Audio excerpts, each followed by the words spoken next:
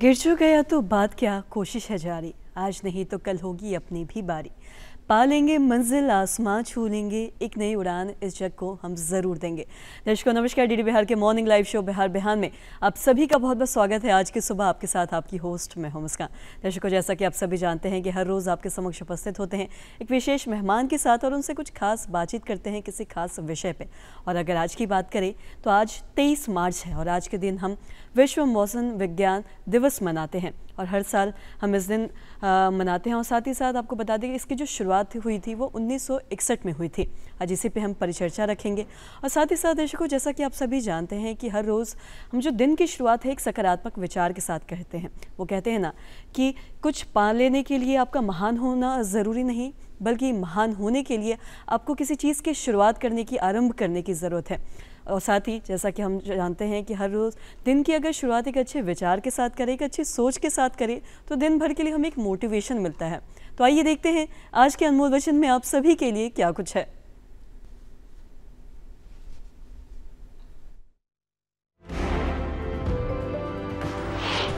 सपने वो नहीं हैं जो आप नींद में देखें, सपने वो हैं जो आपको नींद ही नहीं आती। Doctor APJ Abdul Kalam.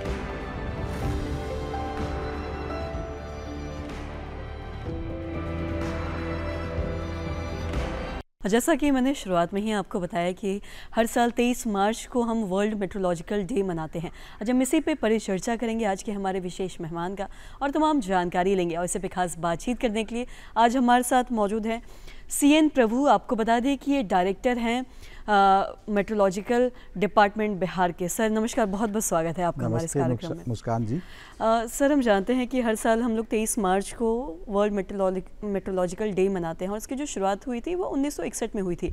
और साथ ही साथ इस बार की अगर हम थीम के बारे में बात करें तो इस बार का थीम है day closing the early, warning the gap together. तो मैं आपसे जानना चाहूँगी किस उद्देश्य के साथ ये थीम डिसाइड किया जाता है और साथ ही साथ ये दिन मनाने का जो उद्देश्य है वो क्या कुछ है, इस बारे में बताएं। पहले दूरदर्शन के सभी दर्शकों को मौसम विज्ञान दिवस की ढेर सारी शुभकामनाएं। इस दिवस के माध्यम से दुनिया में जो भी मौसम के कारण, बदलते हुए मौसम के कारण, जलवायु परिवर्तन के कारण जो भी प्रभाव हो रहा है विश्व स्तर में, हर क्षेत्र में, हर राष्ट्र में ये हो रहा है।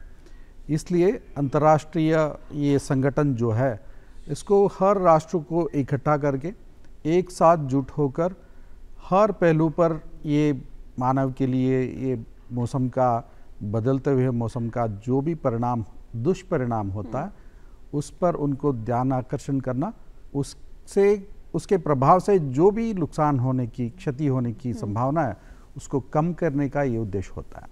हर साल एक ना एक थीम होता है हमारा। पिछले साल था ये अर्ली वार्निंग फॉर ऑल। हर किसी मानव को, और कोई भी हो, वो शहरी क्षेत्र में भी हो या गांव में बसे हो, उनको भी हर लास्ट माइल में जो हम कहते हैं उसको अग्रिम चेतावनी देना मौसम के विपरीत परिस्थिति का और उसके जो भी क्षति होने की संभावना है उसको कम करते हुए उसके जान माल को रक्षा करना, वही एक थीम का उद्देश्य था। उसको आगे बढ़ाते हुए इस साल हमने ये WMO ने क्या डिसाइड किया है कि closing the gap together, early warning gap together. उसका मतलब है हम और बहुत कुछ करना है। 27 तक इसको हासिल करने का लक्ष्य रखा गया है ताकि विश्व में कहीं भी कोई भी मानव बसे हो उसको जो भी अर्ली वार्निंग पहुंचाना चाहिए उसको वो मिलना चाहिए। वो ही हमारा लक्ष्य है, उस पर हम काम कर रहे हैं जी। और साथ ही अगर हम अर्ली वार्निंग की ही बात करें तो अर्ली वार्निंग और अर्ली एक्शन की अगर हम बात करें तो इससे कहीं ना कहीं बहुत सारी जिंदगियां भी बचाई जा सकती हैं और बहुत सारी चीज़ों पे भी काम किया जा सकता है। तो इस बारे में आप क्या कहना चाहेंगे? मैं थोड़ा आपको इतिहास में ले जाना चाहता हूँ। जब द मैन वॉज इन जंगल, जब वो हंटर गैदरर थे, तब से भी उनके जीवन पर मौसम का परिणाम होते आ रहा है। उनका वो एक इंटरेस्ट भी रहा उनका मौसम को जानना, उसके पूर्वानुमान करना, उसके बाद वो जब खेती करना शुरू कर दिया, उसका प्रभाव तो और बढ़ने लगा, उसका इंटरेस्ट और बढ़ने लगा। ऐसे ही उसका इंटरेस्ट लगातार बढ़ते जा रहा है कि अब क्योंकि मानव का his activity has been increasing, spreading in different areas. जो भी क्षेत्र में वो काम करते हैं उसमें मौसम का एक ना एक तरीके से उसका प्रभाव रहता ही है। वो घर में हो या बाहर हो, कोई काम कर रहे हो को नहीं कर रहा है, तो मौसम के परिस्थितियों को जानना, उसके प्रभाव को जानना या उसका पूर्वानुमान करना, ये बहुत बड़ा एक काम है और हर क्षेत्र के लिए, हर आदमी के लिए ज़रूरी है। उस काम में हम जुट होकर काम कर रहे हैं कि ताकि हर क्षेत्र में उसका प्रभाव को पहले ही हम जान जाए, ताकि हम जो भी जोखिम है बदलते हुए मौसम का, उस आदमी के उस क्षेत्र के लिए हम अग्रिम चेतावनी दे सके, ससमय पर दे सके, क्योंकि उनका जान भी खतरे में हो सकता है तो उसको बचा सके, या माल भी उसका खतरे में हो सकता है, उसको बचाए, किसी हद तक हो सकता है उसको बचाने की काम इसी के माध्यम से हो रहा है। राइट। और साथ ही सर, अगर हम बात करें तकनीकों की, बात करें टेक्नोलॉजी के बारे में बात करें, तो बदलते दौर में हम देख रहे हैं कि काफ़ी कुछ बदला है आज। वहीं अगर तकनीकों की बात करें तो किस तरीके से मेट्रोलॉजिकल डिपार्टमेंट को ये सपोर्ट करता है या मददगार इसमें कितना साबित होते दिख रहा है, आप इस बारे में भी थोड़ा बताएं। पहले दिनों में जो भी आजकल में जो भी साधन हमें उपलब्ध है, पहले दिन में वो सभी नहीं था। आजकल तो सैटेलाइट्स है, बहुत सारे सेंसर नेटवर्क है और सुपर कंप्यूटर भी है आजकल, लेकिन पहले दिनों में वो सब नहीं था। जो भी जहाज से, हवाई जहाज से या नाव से डेटा जो कलेक्ट किया जाता था, उसी के माध्यम से बहुत सारे चीज़ को इकट्ठा करते हुए उस डेटा के माध्यम से हम बहुत कुछ मौसम के संबंध में जानने की कोशिश कर रहे थे। लेकिन जैसे ही विज्ञान और टेक्नोलॉजी आगे बढ़ता रहा, उसके लाभ उठाते हुए हम बहुत सारे चीज़ आजकल में सेंसर डेवलप किए हुए, उसके माध्यम से पहले दिन में एक बार हमें डेटा पॉइंट कलेक्ट करने की मौका मिलता था, आजकल हर मिनट में हम कर सकते हैं। दुनिया में कहीं भी कुछ भी हो जाए उसको एक ही पल में हमको जानने की सुविधा है आजकल। और सिर्फ अर्थ सरफेस पर नहीं, अंतरिक्ष से भी हम उसको देखने की सुविधा है। अभी बहुत सारे सैटेलाइट्स हैं, आजकल सैटेलाइट की कॉन्स्टलेशन बनाया जा रहा है। लोअर अर्थ ऑर्बिट में कॉन्स्टलेशन बना के एक ही जगह को निरंतर उस पर निगरानी रखना, जो भी बदलाव हो रहा है हर मिनट में उस पर जानने की कोशिश करें और उसके माध्यम से पूर्वानुमान भी किया जा सकता है। मौसम में इतना सारे वेरिएशन होते रहते हैं, हम तो लगातार उस पर ध्यान रखना चाहिए। वही कोशिश हम इन सभी साधनों से कर रहे हैं और इसके माध्यम से क्या हो रहा है कि बहुत सारे डेटा इकट्ठा हो रहा है, उसको एक आदमी या एक मशीन से, छोटे से मशीन से उसको प्रोसेस करना, उससे को विश्लेषण करना बहुत कठिन होता है। इसलिए हमें क्या कर रहे हैं कि बहुत सारे अच्छे बड़े कंप्यूटेशन फैसिलिटी भी हम तैयार कर रहे हैं। आपको जानकर आश्चर्य होगा, पहला सुपर कंप्यूटर विश्व में क्लाइमेट चेंज के लिए बनाया था, उसके लिए उपयोग हुआ था। आजकल तो हर राष्ट्र में सुपर कंप्यूटर अपना अपना है, लेकिन दुनिया का सबसे पहला सुपर कंप्यूटर मौसम विज्ञान के लिए बना था, उसका उपयोग हुआ था। जी, और साथ ही साथ सर ये अपने पूर्वानुमान की भी बात की है। अगर हम प्रीवियस इंस्टेंस की बात करें तो कहीं ना कहीं अगर हम आज के बारे में बात करें तो जानते हैं कि जो भारत है हमारा, वो एक कृषि प्रधान देश है, एग्रीकल्चर बेस्ड देश है।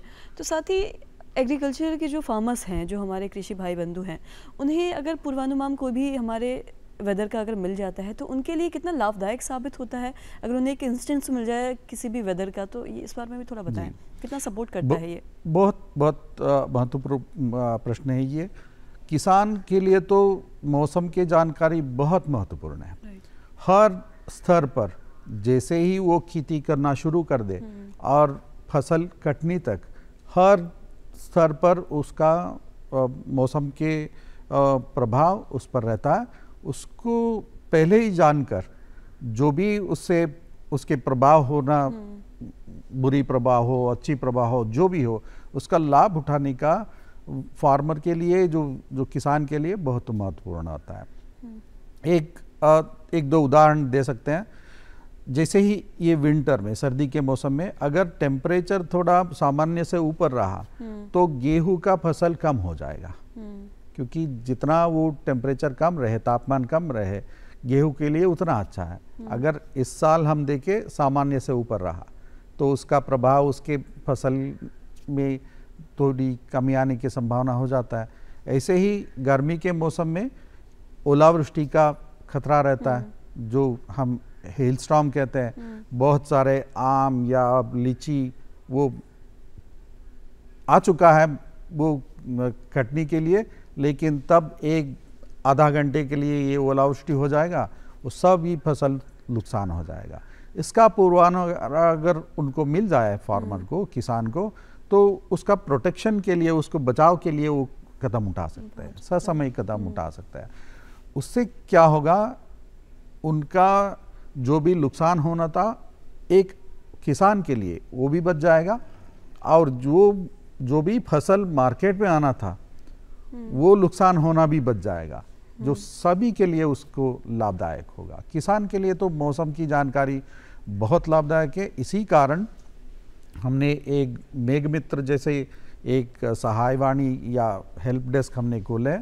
किसान किसी भी समय 24 घंटे हमें कॉल कर सकते हैं, हमारी वैज्ञानिकों के साथ बातचीत करके मौसम की जानकारी वो उपलब्ध करा सकते हैं।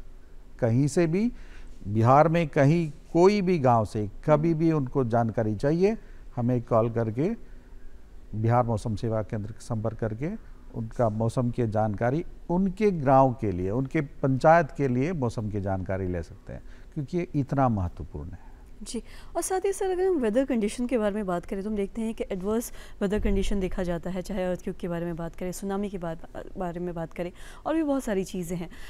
तो ये जो डिज़ास्टर मैनेजमेंट है या डिज़ास्टर डिपार्टमेंट है, उसको किस तरीके से मदद करता है ये मेट्रोलॉजिकल डिपार्टमेंट एक इन्फॉर्मेशन देने में या फिर बचाव के लिए, और कितना मददगार साबित होता है लोगों के बचाव के लिए या फिर डिपार्टमेंट के बचाव के लिए इन्फॉर्मेशन देता है? जैसे हम कह रहे थे, अभी जनरल पब्लिक को हम जैसे ही इंफॉर्मेशन देते हैं, ऐसे ही उससे ज़्यादा इंफॉर्मेशन हम, या उसी इंफॉर्मेशन हम विभागों को भी देते हैं। फॉर एग्जांपल आपदा प्रबंधन विभाग को, आपदा प्रबंधन प्राधिकरण को, दोनों को हम हर दिन हर घंटे उनको इंफॉर्मेशन भी देते हैं, पूर्वानुमान भी देते हैं। जो भी चेतावनी है, अग्रिम चेतावनी है, किस प्रदेश के लिए है, वो भी उनको बताते हैं, ताकि वो जितना भी मदद कर सके लोगों को, जनरल पब्लिक को, वो कदम पहले से ही वो सन्नद्ध रहे। इसमें क्या होता है कि कैसे डिज़ास्टर मैनेजमेंट डिपार्टमेंट काम करता है, वो 3 स्टेजेस में काम करता है। एक है प्रिपरेशन लेवल, दूसरा है जब वो हो रहा है, मान लीजिए बाढ़ आ गया है, वो बाढ़ के पूर्व से कैसे तैयारी करना, और बाढ़ के समय में कैसे उसको निपटने की काम करे। उसके बाद उसका जो भी क्षति हो जाएगा, जो रिकंस्ट्रक्शन में कैसे उसका काम करे, वो तीनों पहलू में हम मौसम केंद्र से उनको मदद देते हैं। प्रिपरेशन के लेवल में हम पूर्वानुमान के तहत हम ये बता सकते हैं कि कहाँ होने वाला है, कितने इंटेंसिटी से रेनफॉल हो सकता है या गर्मी बढ़ सकता है। ये हम उनको पूर्वानुमान देने के तहत वो क्या करेंगे, अपने जो आदमी हो या जो भी रिसोर्सेस हो उसको इकट्ठा करने में मदद हो जाएगा। उसके बाद जब वो डिज़ास्टर या हज़ार्ड ऑपरेटिव है, तभी उसको मैनेज करने में, उसको क्षति कम करने में, लोगों को बचाव करने में मदद मिलेगा। मान लीजिए कोई हेलीकॉप्टर ले जाना है उस इलाके में, अगर मौसम ठीक नहीं तो उसका भी नुकसान हो सकता है, तो वो भी पूर्वानुमान हम देंगे उनको, ताकि सभी तरह से उसको जो भी क्षति होने की संभावना है उसको कम करें। इस हर स्टेज में हम डिज़ास्टर मैनेजमेंट डिपार्टमेंट को मदद कर रहे हैं। और साथ ही साथ अगर हम सर इसके ऐप के बारे में भी बात करें तो कहीं ना कहीं इसकी जो जानकारी हमें मिलती है ऐप के थ्रू या फिर साइट के थ्रू जो हम देख पाते हैं वेदर की जानकारी, ये किस हद तक सही होती है और साथ ही साथ इससे लोगों को कितना मदद मिल पाता है? जैसे हम देखते हैं कि अगर हमें कहीं बाहर जाना है या कहीं भी घूमने भी जाना है तो इसके माध्यम से अगर हम देख पाए वेदर के बारे में तो ये किस हद तक सही होता है, इस बारे में भी थोड़ा बताएं। आपने अभी पिछली बार हम मिले थे, उसके बाद आपको हम लगातार बुलेटिन और आपके माध्यम से आपको मौसम की जानकारी दे रहे हैं, आपको भी उसका अनुभव या लाभ मिला होगा। हम जो ये मौसम विहार ऐप तैयार की है लोगों के लिए, उसके माध्यम से अगले 5 दिन का मौसम पूर्वानुमान दे रहा है पंचायत स्तर का। अभी कुछ ही दिनों में उसको 5 से 10 दिन के तक बढ़ाया जाएगा। ये जो भी पूर्वानुमान है ये 90% सटीक है, और उसका जो भी उपयोग कर रहा है उसका लाभ उठा रहा है, जब भी हम उनके संपर्क में आते हैं वो बोलता है इसका लाभ हमें मिल रहा है, उसको और ऐसे बेहतर बनाइए, ये जोड़ दीजिए, ऐसे उनके क्षेत्र के लिए क्या लाभदायक होगा वो हमें डिमांड कर रहा है, वो भी हम कोशिश कर रहे हैं, क्योंकि हर आदमी के लिए अलग अलग तरीके से जानकारी चाहिए। हम जनरली क्या करते हैं, जो भी नॉर्मल जनरल इन्फॉर्मेशन है वो आपके माध्यम से देंगे, जो मौसम विहार आपके माध्यम से या डिज़ास्टर मैनेजमेंट के सचेत आपके माध्यम से वो उपलब्ध हो रहा है। उसके साथ साथ जो अपना मेघमित्र हेल्प डेस्क है वहाँ फ़ोन करके बहुत सारे इन्फॉर्मेशन खुद बातचीत करके वो ले सकते हैं, जो पूर्वानुमान भी हो सकता है, अपने क्षेत्र के लिए जो सलाह चाहिए मौसम संबंधित सलाह वो भी हम उनको देने की कोशिश कर रहे हैं। ये सब करने के लिए क्या होगा, जो भी सिर्फ किसान ही नहीं, कोई यहाँ से पटना से गया जा रहा हो, अगर गर्मी बहुत है तो उनको किस समय में ट्रैवल करना है ये भी वो तय कर सकता है। बहुत सारे चीज़ उसका उपयोग मिल सकता है, और कहीं ना कहीं मददगार भी साबित हो पा रहा है। लोग कहीं ना कहीं अपनी चीज़ों को प्लान कर सकते हैं अकॉर्डिंगली, वेदर देख के या फिर चीज़ों को जान के। और साथ ही साथ सर हम ये भी जानते हैं कि जो मेट्रोलॉजिकल डिपार्टमेंट है ये कहीं ना कहीं सैटेलाइट से जुड़ा है, इसके माध्यम से ये लोगों तक इन्फॉर्मेशन पहुँचाता है, यहाँ तक इन्फॉर्मेशन पहुँचती है, तो ये किस तरीके से काम करता है, थोड़ा इस बारे में भी आप बताएंगे। जैसे हम बता रहे थे, हम दोनों तरफ से डेटा इकट्ठा करने की कोशिश कर रहे हैं। एक है IoT, इंटरनेट ऑफ थिंग्स, जो सेंसर्स नेटवर्क है वो ग्राउंड पर हम पूरे बिहार में लगे हैं। हर ब्लॉक के स्तर पर मौसम केंद्र लगे हैं जो ऑटोमेटिक वेदर स्टेशन कहते हैं, और पंचायत स्तर पर ऑटोमेटिक रेन गेज लगे हैं। तो उसके माध्यम से हमें हर 15 मिनट डेटा प्राप्त हो रहा है, और उसके साथ साथ हम इसरो के साथ एक MOU की है, स्पेस एप्लीकेशन सेंटर जो अहमदाबाद में है, इसरो का संगठन, उसके साथ MOU की है, ताकि वो जितने भी सैटेलाइट्स, इंडियन सैटेलाइट्स उनके पास डेटा है उसका भी लाभ हम उठाए। तो बिहार में आज के डेट में डिज़ास्टर मैनेजमेंट और डिज़ास्टर मैनेजमेंट अथॉरिटी, बिहार मौसम सेवा केंद्र और बाकी अन्य विभागों लाभ के लिए हम जो भी सैटेलाइट डेटा चाहिए वो सब लेकर उसको प्रोसेस करते हुए उसको उपयोग करने की कोशिश कर रहा है। मौसम संबंधित कार्य में निरंतर निगरानी रखने के लिए we call it as an eye in the sky. ऊपर से अंतरिक्ष से भी देख सकते हैं और जमीन से भी देख सकते हैं, वो दोनों को मिलाकर जब विश्लेषण करेंगे बहुत अच्छा नतीजा हमें प्राप्त हो रहा है। और आप देख सकते हैं, आप दर्शकों को भी हम बताना चाहते हैं, कल से बिहार दिवस मनाया जा रहा है, उसका एक एग्जीबिशन भी लगा है गांधी मैदान में। वहाँ हमारा एक स्टॉल है डिज़ास्टर मैनेजमेंट पेविलियन में, आप हमारे स्टॉल में आइए। ये आप देख सकते हैं अंतरिक्ष से और ग्राउंड से कैसे हम मिलकर ये काम कर रहे हैं। इसरो और BMS के, बिहार मौसम सेवा केंद्र, दोनों मिलकर कैसे काम कर रहा है आप खुद देख सकते हैं उस एग्जीबिशन में। बिल्कुल सर। और कहीं ना कहीं ये जो चीज़ें हैं या इन्फॉर्मेशन है, इससे हमें तो चीज़ें मतलब इन्फॉर्मेशन तो मिलती ही है, और साथ ही साथ किसी डिज़ास्टर से भी हम बच सकते हैं। कहीं ना कहीं कोई ऐसी चीज़ें जो होने वाली है उससे हम पहले अगर इन्फॉर्मेशन मिल जाए तो जान बच सकती है और लोग भी बच सकते हैं। और साथ ही साथ सर आप हमारे इस कार्यक्रम में आए, अपना कीमती वक्त दिया, जो तमाम जानकारी दी है, और वर्ल्ड मेट्रोलॉजिकल डे पे आप आए हैं और जो तमाम जानकारी दी, इसके लिए सर तहे दिल से आपका शुक्रिया। नमस्कार मुस्कान जी, थैंक यू वेरी मच।